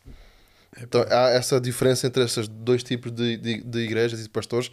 Na minha experiência, né, respondendo à tua pergunta, eu vejo dos dois lados. Talvez o das cercas um pouquinho mais, talvez, mas vê-se um pouco isso dos dois, As duas vertentes. as duas vertentes, sim. Yeah. Pá, há dias mandaram-me um vídeo, aquela irmã que eu te falei, não sei que igreja era, Sim. que o pastor anunciou, olha, a semana, mais ou menos assim, semana que vem não vamos ter culto, uma semana ou duas, aproveito para visitar outras igrejas. Eu fiquei assim, what? O que é isto? Se calhar foi a minha igreja, não sei. Epá, possivelmente. Que a gente fez isso. Foi, pronto, se calhar foi. Eu fiquei assim, pá, isto é de alguém, eu até disse a essa irmã, isto é de alguém que está muito bem resolvido, meu. Sim, Que sim. sabe que as pessoas não são dele, que as pessoas não são o domínio dele, que ele não tem uma coleira na pessoa. Sim. Estás a ver? Sim. Epá, e que não tem medo. Pá, as pessoas às vezes têm medo de perder as pessoas. Meu, se Deus enviou as pessoas, abres uma porta, agora andas a ligar para toda a gente, anda. Meu, se tu tens a convicção que Deus te chamou, que Deus te disse para abrir uma cena, porque é que tu andas a ligar para toda a gente? Porque é que andas atrás de toda a gente? Deus vai tocar as pessoas, man. Não é? Porque andar atrás? Então, irmão, está a ir aonde agora? É, não faz. Até, não sei se a gente está aqui numa de citar nomes, mas é um nome que Não, eu estás à citaria e vontade. tu acho que citarias também, que é o Filipe Premoli. Ok. Grande amigo meu irmão do peito. Ele sabe, a gente já tem muita história Sei quem é, juntos. sei quem Houve alguém na igreja dele, que ele pastoreia, que disse: eu estou a sair daqui, pastor, vou começar a ir à igreja tal. E ele disse: a igreja tal, vai lá, vais ser bem tratado. Vai, que Deus te abençoe, eu tenho muitos amigos lá e tal. É disto que a gente está a falar. Yeah. É disto que a gente está a falar. Pois. A pessoa está desprendida. O que a gente precisa mesmo é de Jesus, pá. A gente precisa, é que a gente mais precisa é de Cristo. É verdade. Se eu tenho Cristo, eu tenho tudo. Eu não preciso de uma igreja grande para me saciar, para me preencher um propósito da minha vida. Por muito que uma igreja grande seja também bom. Porque tem gente que está a querer ouvir o Evangelho e ser discipulada. Sem dúvida. Obviamente, não descartamos beber com água. Eu estou a falar nisto também.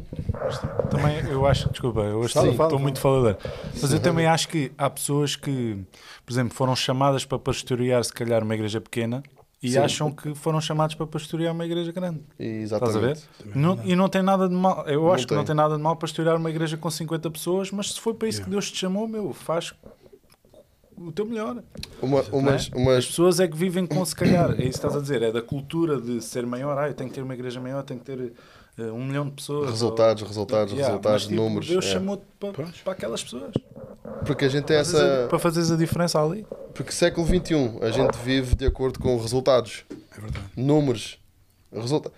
Quais são os resultados da tua Seguidores. igreja? A gente vai pensar logo em números. Em números. O culto teve 300 pessoas. Quantas pessoas? Estamos a quantas levantar pessoas? dinheiro agora para a glória de Deus. Mas estamos resultados e números. Eu quero que me mostrem quando é que Jesus pediu que a gente tivesse resultados. Porque Ele pediu que a gente tivesse fruto. É verdade. E ter fruto não é ter resultado de maneira de obras humanas. Fruto não é uma obra humana. O fruto é uma obra do Espírito. Sem dúvida. Então mostra-me o fruto que tu tens. Não no sentido de show off, obviamente. Mas deixa-me ver o fruto que tu tens. Porque eu sei que isso não é uma obra tua. Isso é uma obra do Espírito. A única coisa que tiveste que fazer foi arrepender-te. Yeah. E isso é diminuir-te, na verdade. E aparece o fruto. Aparece a obra do Espírito em ti. E é o que o Tiago fala. Naturalmente as tuas obras vão corresponder com o fruto que está em ti. Pode ser em números, como pode ser em poder de Deus para uma senhora que está acamada num hospital. É a mesma coisa. É verdade. O reino transborda para essas pessoas. E até ele disse ali no início que o Renato, lembrei-me, ele disse ali no início que eu tenho feito várias viagens por muitos lugares, mas uma das que mais me impactou foi o ano passado. Dentro de Portugal, fomos para uma aldeia remota onde havia uma igreja. O pastor teve burnout, saiu porque não aguentava, era muita pressão, é difícil ser pastor nessas igrejas. É o que eu ouvi quando cheguei lá. Tinha aqui o quê? A minha esposa foi umas 60 pessoas no culto, mais ou menos. O Tiago também foi umas 60 pessoas no culto. Eu já estive a pregar para plateias de milhares de pessoas e estive ali com aquelas 60 pessoas. Eu disse: o meu coração está aqui. Yeah. Tipo, valeu a pena viajar 4 horas de carro para dentro do interior de Portugal. E eles também com a perspectiva de lembraram-se de nós. Yeah. Eu não fui lá para receber uma oferta. Na verdade, a gente foi lá para servi-los, sabes? Foi lá para, tipo, dizer a eles: vocês não estão sozinhos, vocês não estão só. Nós somos corpo, nós somos família. E não quisemos nada deles. Só que eles obrigaram-nos a levar um choricinho, um queijinho, um pãozinho. Obrigaram-nos a levar para casa. Não tens hipótese. E foi muito bom. Se fores para o interior, não tens hipótese. Mas é isso. Porque gerou esse senso de família. Yeah. E para mim, assim, de todos os lugares que eu já preguei e que eu já tive a oportunidade de estar, esse marcou-me. Foram ali pessoas que são da aldeia. São da aldeia. Quem já esteve no interior de Portugal, nas aldeias, sabe. São pessoas da aldeia que não vão para... Não têm muito para te oferecer. Não têm. Tem um carinho, a amizade, tem o calor humano. Isso tem demais. Assim, Desculpa estar-te a interromper. Não, claro. Mas eu já tive a experiência de estar numa igreja, não vou dizer grande porque há maiores, mas com algumas pessoas e numas com poucas. E eu, por acaso, isso estás a falar agora de ser família, de seres atencioso. Tens mais isso nas igrejas pequenas, porque eu estive numa igreja, vou dizer grande. Sim. Eu não sabia o nome de todas as pessoas, se calhar sabia o nome de 30% das pessoas. Muitas pessoas eu nem falei com elas. E tu não consegues estabelecer essa relação com toda a gente, porque é muita gente, não é? Quando numa igreja pequena, tu se calhar metes ali, 30 pessoas, tu sabes o nome de todas as pessoas, já foste jantar ou almoçar ou tomar um pequeno almoço com metade das pessoas. É mais fácil ajudares uma pessoa ou seres ajudado, porque se calhar é mais fácil partilhar os problemas, está ali mais... Pronto, ali entre poucas pessoas. Portanto, uma igreja grande também perdes um bocado isso. Perdes o senso de proximidade, de família. Até vi ali um bilhete, que eu tenho um igual, da entrada para a casa do John Wesley. Pois é. Eu fui lá agora há umas semanas atrás e uma das coisas que me fascinou no John Wesley, e também tive a oportunidade de estar em outro lugar, no sul lá da Inglaterra. com o senhor, o mordomo, o velhote? Não, estive com um rapaz que era de Angola. Ok. Sim. Era outro. Tive a sorte de ter alguém que fala português. Enfim, e depois estava a ver a história e eles mostram lá um filme e tal, e estava a ler outras coisas que apareciam por lá, e eu fiquei assim, a igreja metodista, ou a igreja wesleyana, né, na altura dele, ele construiu uma igreja, ele construía, não é vamos alugar aqui uns... Na altura também era diferente, outros tempos. Ele construía a igreja começava a encher, vamos fazer o segundo culto. Não. 2 bairros abaixo, construía outra igreja. E quando constrói aquela igreja, a igreja começou a crescer, vamos fazer o segundo e o terceiro culto. Não, vamos construir outra igreja. Então eu estive em Redruth, em Cornwall, no sul da Inglaterra, e nesse bairro, da cidade, vila, sei lá, de Redruth, tinham 16 igrejas metodistas, das quais muitas infelizmente já fecharam, né, porque minguou. 2 estavam ativas das 16, mas a senhora que estava comigo naquela cidade, olha, aqui era assim, ali era assim também, ali também era metodista, e tu vês que o coração deles não é também igreja grande. É que o povo seja alcançado, a cidade seja alcançada, a cidade seja transformada, as pessoas, a comunidade, exato. Então, e cada uma dessas igrejas que ele ia construindo e abrindo, as pessoas eram família entre elas ali. Isso aí para mim foi tipo, explodiu a minha cabeça. Já percebi que estiveste lá na casa do John Wesley. Tive. Sabias que o Billy Graham esteve lá? Não sabia. Eu imagino que sim, mas não sabia. Estás a ver aquele... eu não sei como é que aquilo se chama. Era onde ele colocava os joelhos a orar. O prayer room dele. Prayer room. Depois tinha... Acho que era a Bíblia. Eu tirei umas fotos. A Bíblia, Isaías aberto, sim. E o Billy Graham esteve lá, naquele mesmo lugar. Segundo o que disseram, não é? Não sabemos se ele falou alto ou não, mas ele disse, do it again. Do it again. E nós sabemos, né? Sim, o resto é história. O que Billy Graham... O engraçado é que o do it again foi oração, não pregação. Efésios 3, acho que é o versículo 14, Paulo está a dizer assim, por esta razão, que é do anúncio do evangelho aos gentios e aos judeus, por esta razão é que eu me ponho de joelhos. Em vez de, por esta razão vou pregar mais, vou fazer mais. Não, por esta razão vou parar tudo e vou... Às vezes nós conversamos um pouquinho, não temos muito tempo, temos as nossas vidas, mas mesmo em questão, por exemplo, reportando aqui ao podcast, estás a ver? É inevitável tu começares a ver algumas coisas no âmbito secular, não é? Sim. Eles têm um impacto, têm um alcance que nós não temos ainda, não é? Mas eu sempre digo a eles, e a gente concorda nisso todos, que é, o nosso objetivo é muito diferente do deles. E é aí que nós nos vamos sempre focar, no nosso objetivo. Eu não digo visão, porque essa palavra está muito usada, né? Mas é como tu dizes, nem que fiquemos sozinhos, mas vamos ficar com as nossas convicções. Não vamos negociar, não vamos meter violência, não vamos meter sexo, não vamos falar aqui de coisas mais atrativas, como eu estava a dizer há pouco, eu podia sentar aí uma pessoa muito conhecida. E nós tínhamos muitas visualizações. Então, o que é que isso me interessa a mim? Eu não jogo nessa equipa, a gente não joga nessa equipa. Isso é muito importante. Desculpa, Rony. Sim. Como nós já dissemos aqui uma vez, nós queremos seguidores, mas não é para o projeto, nós queremos seguidores para Jesus. Isso. É verdade. Isso. Nós já dissemos isto aqui uma vez e volto a frisar.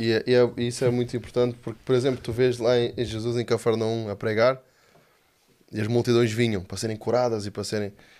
E ali era a oportunidade perfeita para pôres uma igreja ali. Era a oportunidade perfeita. Tem uma multidão, tem gente que traz-me de certa forma algum benefício. Eu vou ser aqui o gajo que vai, vou ser a estrela. Curo e abençoo e liberto e tal, prego, gostam de me ouvir. E os discípulos, Senhor, tem gente aqui que precisa ser curada, tem gente... Pois é, porém, temos que ir para Jerusalém. O que é que isso nos diz, né? A gente fala muito isso também, que a gente tem que ser movido por propósito, não pela oportunidade. Oportunidades, a vida sempre vai nos dar algumas oportunidades, mas será que todas são uma porta para o nosso propósito? É verdade. Será que tipo, tens uma oportunidade boa, mas tens que ir para Jerusalém ser crucificado, rapaz? Tipo, né? A gente tem que ter essa sabedoria e entender no espírito. Muito bom o que tu disseste agora. Entender o propósito. Muito forte. Agora fizeste-me lembrar aquele homem, o Gadareno. Sim. Não é? Quando ele é liberto daquela legião. Posso ir contigo, né? Senhor, deixa-me ir contigo. Não. E ele foi lá para Decápolis, se não estou em erro. Sim, sim. Ou seja, ele tinha um propósito. Não é? Ele podia continuar com Jesus, não é? Mas Jesus disse, não. O que é que tu vais para a tua casa, para a tua família? Para 10 cidades. Decápolis é 10 cidades. Tremendo. É isso. Nunca podemos esquecer. Isso foi muito forte o que tu disseste aí agora. O propósito. Exato. Não podemos sair do propósito, não podemos ficar pela oportunidade, cegos com querer alcançar cenas e sermos conhecidos. Porque isso é, ainda há pouco estamos a falar de Judas também, né? E todos nós temos algumas coisas dentro do nosso coração, não é? Vamos com o tempo renovando a mente e tirando coisas cá para fora que não estão certas, mas há sempre lá coisinhas, né? E o diabo sabe isso. Alguns são mais fracos aqui, outros são mais fracos com o dinheiro, outros é mulheres, outros é não sei o quê. E Judas foi derrotado pela área que ele tinha problemas, que era o dinheiro, não é? E é isso, nós temos que ficar sempre focados no propósito e não nos ganhos, nas vantagens. Não negociá-lo. Não negociar nada. Tu vê o exemplo de João Batista, falavas dele agora. João Batista, Jesus disse que nasci de mulher, não é assim? Não há maior, sim. Não há maior que ele. Dentro daquele propósito dele, não é? Ok. Ele nunca expulsou um demónio, meu. Nunca citou uma profecia, nunca escreveu nada, meu. Nunca nada. Não há livros dele, morreu com 30 e poucos anos, cortaram-lhe a cabeça. Aparentemente é um tremendo fracasso. Sim. Mas Jesus diz não, ele é o maior. Ele é o maior. Ou seja, o conceito de sucesso, é aqui que eu queria chegar. Mano, o conceito de sucesso de Deus não é o nosso. Não, nunca. Não é, man. Nunca. Não é, man. Aí tu vês as bem-aventuranças. Bem-aventurado o que chora. Bem-aventurado o que tem fome e sede de justiça. Bem-aventurado o que é perseguido. Bem-aventurado aquele que não tem. Bem-aventurado o pobre de espírito. A matemática de Deus é ao contrário. Deus vai ver a glória dele, é na miséria, não é onde está tudo bem.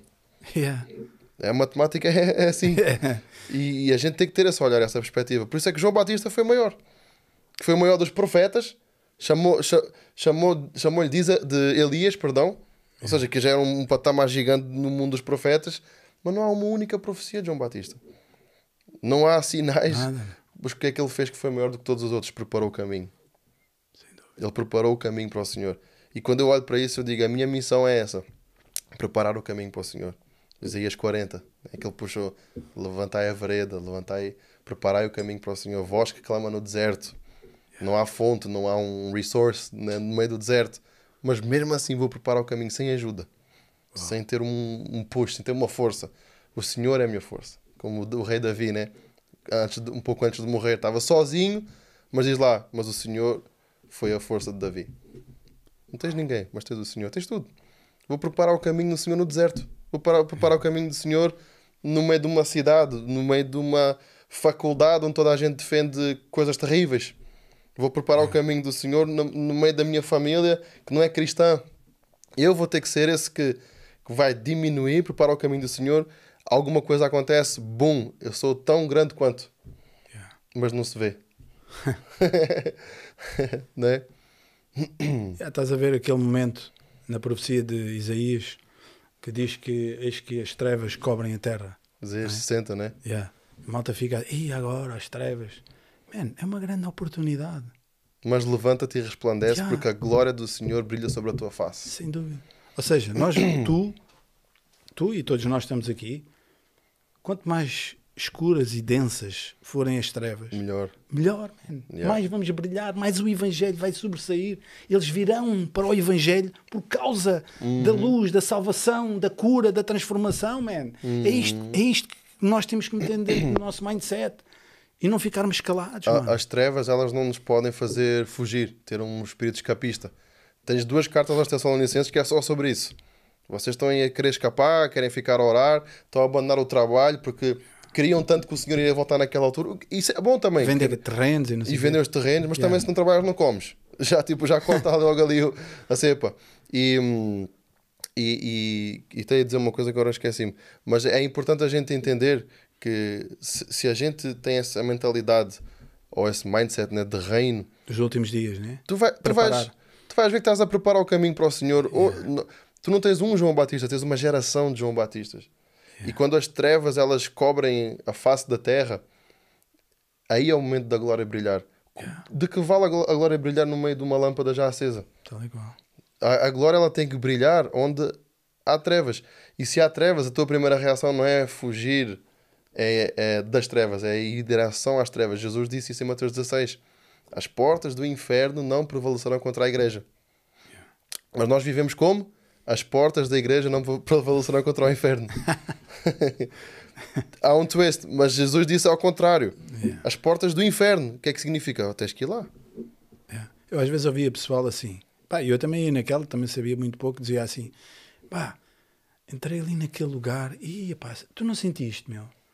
Senti-me tão mal. Eu já não falo mais que aquela pessoa. Man, se tu estás a entrar num sítio onde as trevas são latentes, tu sentes a presença do maligno, é lá que Deus te quer, man. É lá. Não é na igreja, com as mãos no ar, aí toda a gente é santa, é só nuvens, está tudo bem. É lá, é nesses sítios, e a malta tem que entender isto.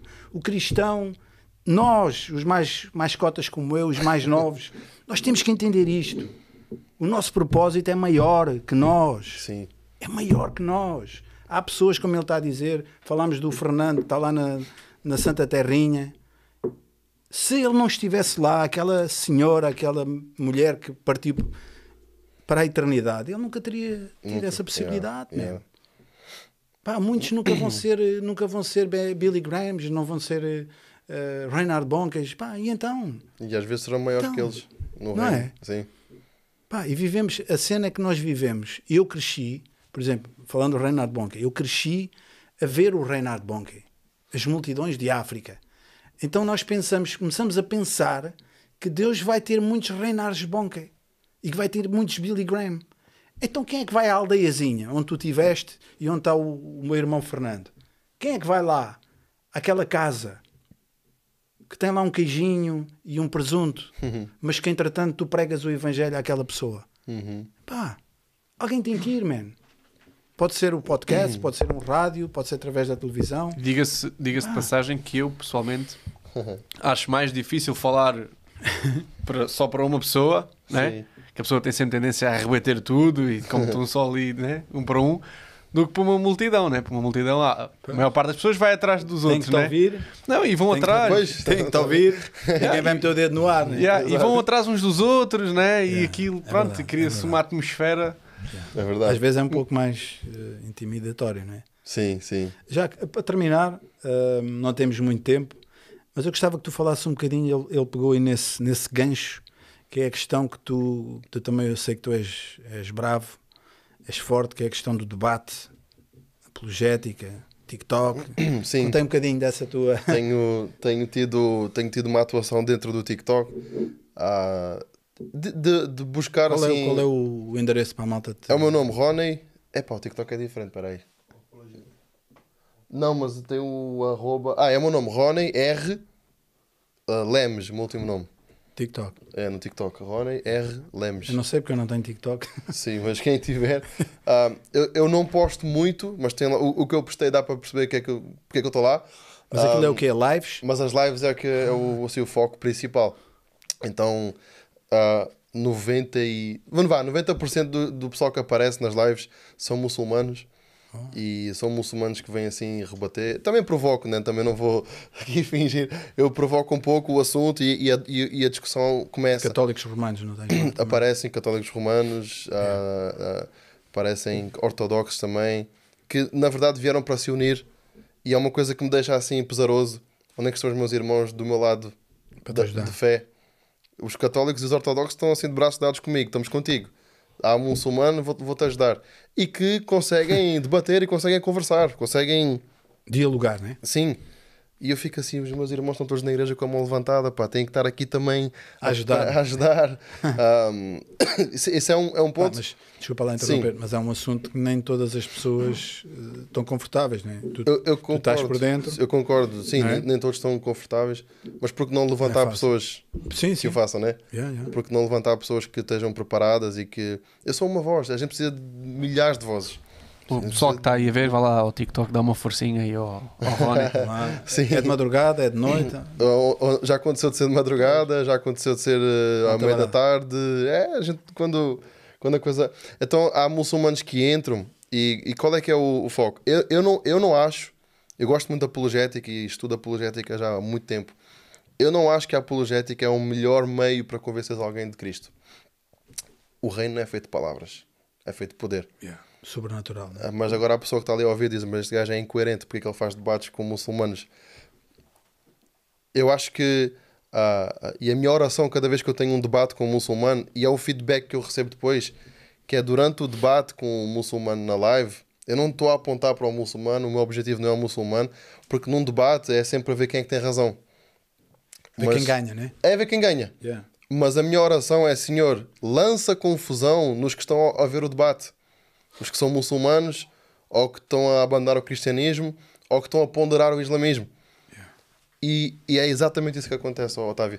Eu estou a debater, obviamente o meu coração está, se ele quiser aceitar a Cristo, amém, mas o meu coração está tipo, os que estão a ouvir. E o Senhor tem dado um certo crescimento nesse sentido, para mais pessoas ouvirem. Então eles entram na live, ouvem, e depois do debate vem alguém mandar-me mensagem: olha, eu estava a ponderar aceitar o islamismo, mas depois de ouvir o debate desisti, não faz sentido. Isto assim, são mensagens que eu recebo. Outra pessoa era... Como é que era? Eu já fiz a shahada, que é a oração de entrega, né, para o Islão, já há alguns meses, mas obrigado por esse debate. Eu precisava desse debate porque eu estou a começar a reconsiderar algumas coisas. E eu sei que essas pessoas, é uma questão de tempo, vão abandonar o islamismo. E muitas saem do meio cristão. Aí podes pôr todos os meios, católico e não católico, e, enfim, ortodoxo, protestante, saem do meio cristão por decepção, por ver que não faz sentido para alguma coisa, ou por más experiências na igreja, e por aí vai. E acabam por abraçar a primeira coisa que lhe desaparece. E a maior arma do Islão, e já fica aqui para quem está a ouvir, a maior arma do Islão não é a pregação deles, é a ignorância. Se eles apanham alguém que tem ignorância em relação à sua própria fé, à palavra de Deus, à crença no geral, desconhecimento das escrituras, eles dão a volta a qualquer cristão. Pois. Dão a volta. Isso aí eu sei também de experiência própria. Dão a volta. Eles têm argumentos fortes para quem não conhece a escritura, né? Exatamente. E fazem uma distorção e explicam de uma forma que a pessoa que a pessoa sente-se forçada a questionar a sua própria fé. Basicamente isso. E é uma questão de tempo. Daqui a um bocado já não sou mais cristão e o islamismo faz sentido e bum. E entregam-se ao Islão. Nos Estados Unidos está a crescer muito o Islão por causa disso.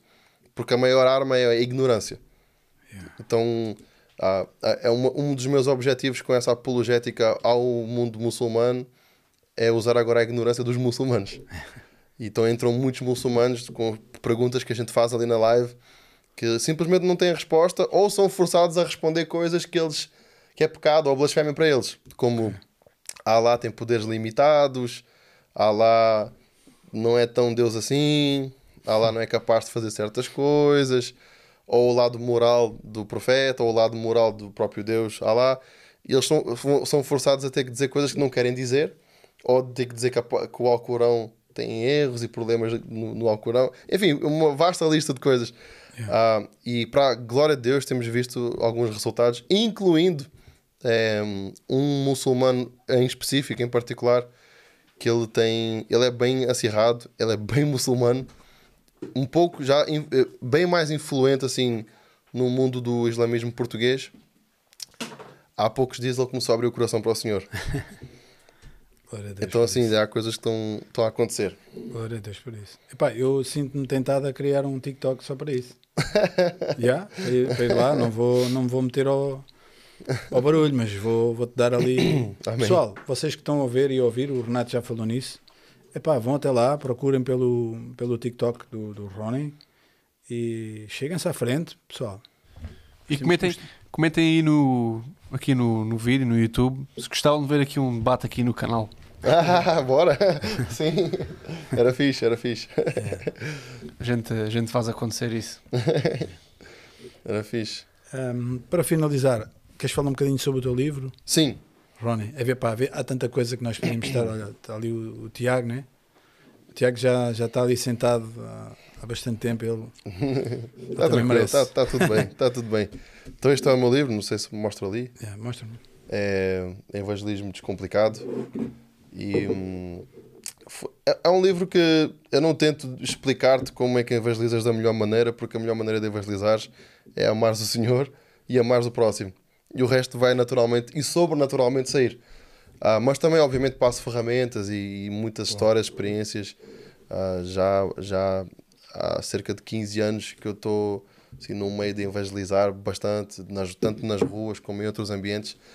Então, basicamente, neste livro eu pus o meu coração quanto não só ao evangelismo em si, mas à necessidade de todo o cristão ser um evangelizador.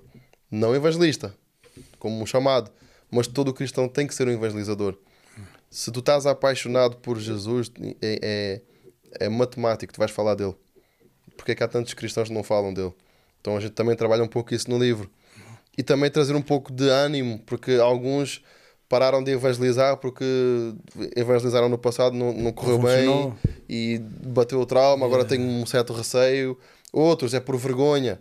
Então, mas se é por vergonha, significa que o nome de Jesus não é tão importante para ti, o teu nome é mais importante.